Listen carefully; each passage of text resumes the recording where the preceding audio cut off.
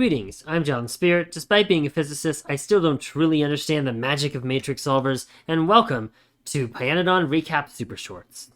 As we've gone through the pack, doing all our random little things, we gradually started filling out all of the different metal processing methods.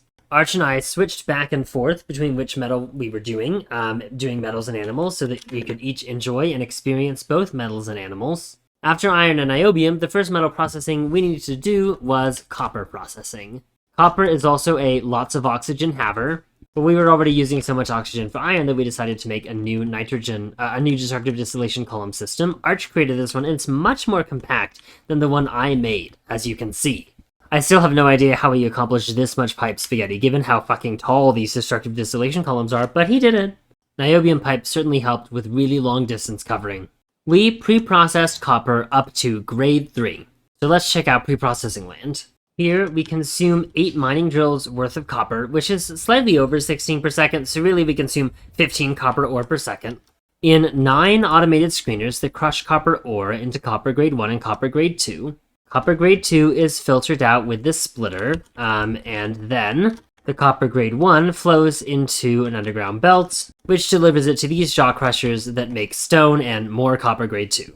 At this point, we have quadrupled the density of our trains. We've gone from 15 per second of an item that has a stack size of 50 to 7.5 per second of copper grade 2, which has a stack size of 100. So that's quadruple, but that's still a delivery only 4 minutes. Turns out we could shrink it more. These 10 automated screeners turn our 7.5 grade 2 into 3.75 per second of grade 3 and rejects. The rejects turn into more grade 3 as well as gravel. And ultimately, when we deliver copper grade 3, it's at a rate of 5.63 per second, which is maybe 6 or 7 minutes. Now let's go to where that copper is delivered again. With 8 automated screeners, we turn our copper grade 3 into copper grade 4 and low grade rejects. The rejects pop over to these classifiers to be turned into more grade 4 and some low-grade copper dust. The low-grade copper dust mixes with water to create low-grade copper, and a bunch of tailings, which I'll talk about in a bit. Actually, it's quite a lot. It's 281 tailings per second. All that copper grade 4 is turned into molten copper. For nice maximum compactness, Arch loaded the coke only to one side of the belt so he could pull out the ash onto the other side of the belt and stick it in these 2 burners. This is very clean, very dense, if you ask me, but I really like this mostly very dense design. Oopsie, too bad there's this little empty space up here. The molten copper is naturally cast into copper at a rate of 17 copper plates per second from this 15 ore. Interestingly, we also get to turn low-grade copper directly into copper at a much smaller rate of about 0.84 per second. However, we do actually have an export for this molten copper, as you'll notice right up here. We use it to make duralumin, and you'll notice that if our copper plates are full, even if molten copper wants to be made, if this low-grade copper has clogged up, then the rest of the build can't run. So we actually have the ability to burn low-grade copper if we really need molten copper. Again, maximum compactness, although this self-insert in the form of a chute into another chute is funny because Arch could have just used a normal inserter from Bob's Adjustable Inserters to self-insert, but whatever, he does himself. We're dealing with the tailings by creating nexolite. We only need this much to deal with all of that tailings, and we get about 0.19 nexolite per second, which isn't a lot, but it's honest work. With that, copper is a wrap. Let's move on to the next metal. Tin, lead, and therefore solder were my build.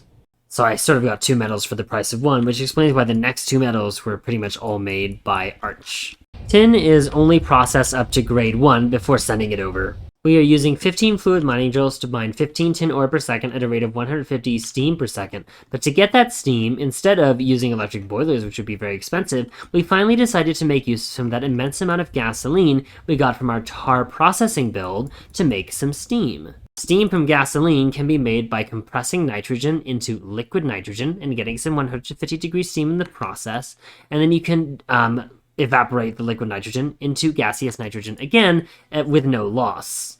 So it's basically efficient gasoline to 150-degree steam recipe. That took us, oh god, research was not fast enough because I started making the tin build and it was like, oh no, I don't have steam. And I don't have the ability to make the steam, so the tin build was stalled for like so many hours. It was terrible. This extra supply of nitrogen to the build is at this point unnecessary, but I suppose may help prepare for floating point errors. We process the tin into grade 1 and 2 with 9 automated screeners, and then separate out the grade 2 to make grade 1 and stone using 1, 2, 3, 4, 5, 6 jaw crushers. Why isn't the stone being sent? That's odd. Because it only holds 1.5k stone right now? What did I do here? Our byproduct requester only requests when we have at least 2,000 stones. That would explain why this isn't running, but that's no good because our tin doesn't run. Oh, who came up with this shit? That can be fixed by opening up just a few more unlocked slots. I think 2 more should be enough. That adds 600 to the 1.5k. Yeah, that should do the trick. Tin grade 1 continues to be sort of the core of the sloop. Although it produces tin grade 3 and tin ore rejects, the tin grade 3 can be washed into more tin grade 1. Sorry, that's a lie. I mean that the tin rejects we get can be turned back into more tin grade 1. I complained that Arch's build is dense, but so was mine because I wanted to fit a lot into one vertical space, so I have 2 tin processing steps in the same vertical line. This splitter collects all of the tin grade 3 and tin ore rejects at one central spot and then splits them off in the correct directions. The tin rejects go down to these 4 secondary crushers, which turn them into the tin grade 1 and send them back into the line with, of course, an input priority. Why is there no input priority here? Who came up with this factory? I don't understand. Even worse, in order to ensure that the tin grade 1 is used from these secondary crushers, I have to make sure all the tin's on one side. What did I do? That's easily fixed. We know that the tin grade 1 comes out on the far side of this belt, and then so it comes on the right side of this belt, so I have the tin grade 1 now feeding into the right side of this transport belt, and because the amount is 4.29 per second in total, we shouldn't expect to need more than 1 belt for this, so it should be fine. Anyway, the tin grade 3 splits off to become tin grade 4 and some extra tailings. We actually have a whole 6 washers for this tin grade 3 in a bunch of random different places, but they make our tin grade 4 in the end. Most of our tailings are stored in a tank for some reason, and then we turn a bunch into tailings dust so that we could use that for, like, I think activated carbon, or maybe it was some other thing that needed it. I don't know, something important. It might have been some of the combs for the arcads. I swear it was used for other things. I don't know. Yeah, I guess we were using it for empty combs, not that we need it anymore. Oh well. All our tin grade 4 gets turned directly into tin dust, and then the tin dust will go down to its smelting step, where it combines with borax and graphite to make molten tin, which we then smelt away in a casting unit to make tin plates. We make tin plates at a rate of 4.78 per second, using 7.59 molten tin per second, but we're splitting off about 3 more molten tin per second that will be used for solder. Alright, lead time, which is also processed only up to lead grade 1. Lead is nice and straightforward. Lead ore turns it directly into lead grade 1 without any extra inputs, but we did need a lot of acetylene. Conveniently, we had a lot of acetylene from the petrochem build, so it was fine to add some more, but we also used the old acetylene from our old raw coal build, so that we didn't, completely waste this really great build with all sorts of useful items in it. Truly amazing that all of these drills still have resources, considering that our coal patch in the base is almost completely dried up, and our mining drills are dying like flies. But yes, 9 automated screeners later, and we have a bunch of lead grade 1. Our very first ever train thing that we did was have trains deliver lead plates from this lead ore area all the way down to this stop where we delivered lead plates to the bus. Now we have added the plates to the the CyberSign system, so that the lead grade 1 can be turned into lead plates at the lead processing system, and lead plates can be delivered here instead of one dedicated train going back and forth. However, for the longest time, this area was actually supplying coal to any trains that made it there, because, it was for a basic train that wasn't being refueled by CyberSign. So many of our trains now have coal in them as fuel, despite, just being normal trains. And the reason for this is simply that at some point they had to deliver lead, and therefore at some point they had to be filled with raw coal. Anyway, the lead grade 1 is delivered on to one side of this belt. So it seems I was a little more sensible and careful with how I dealt with inputting extra lead grade 1 from another process, because I put the lead all on one side of the belt. The lead grade 1 splits into stone and lead grade 2 in how many of these? 6 impact crushers. The lead grade 2 turns into more lead grade 1 and lead grade 3. We are using filtered mechanical inserters to pull out the lead grade 1 onto the far side of this downward belt, which ends up merging again into the right side of this upward facing belt.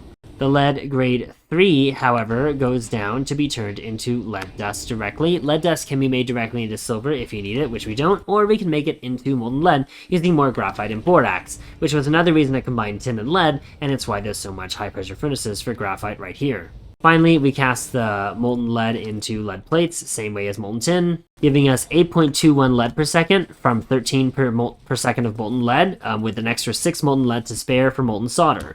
Make that molten solder right here. It actually uses tar to make the recipe more efficient, which is the reason why when I talked about tar processing, we actually had a tar output at the very top pulling from the bitumen seat. We did that because we needed more tar to be available to the rest of our base, and it was useful, and we turn it into solder with hot air. Looks like those three on their own were already enough to make this a 10-minute video. So as I sort of suspected I would have to do, I'm making this a two-parter. So you'll have to find out how we did aluminium, chromium, and titanium in the next episode. Each of them is involved enough that I should give them enough time. So remember that you can see Arch and I live and crazy on our streams every Tuesday at 6 p.m. Mountain Time. I'm going to continue to try and post these recap videos every Tuesday and hopefully Friday, Saturday, or Sunday if I get a bonus video. Surprisingly, y'all are pretty caught up with the videos I'm making. I'm not like 5 million episodes ahead, which is preferable for me, honestly, because when I'm 5 million episodes ahead, there's so many episodes I could post, but then I just lose the motivation to post them all, and then you don't get them. But these recaps are surprisingly easy to make compared to recording while I'm in the middle of playing, and playing alone sucks away my interest anyway, so I'm glad to be playing with Arch. I get to show you more of this wonderful mod pack, which I'm really excited to continue doing, and hopefully these will continue until we're finished. For now, however, that's it for today's episode. As always, make sure to remember to name our copper, lead, and tin builds and solder if you get the chance, and if you have any feedback or questions, just let me know. I hope you enjoyed!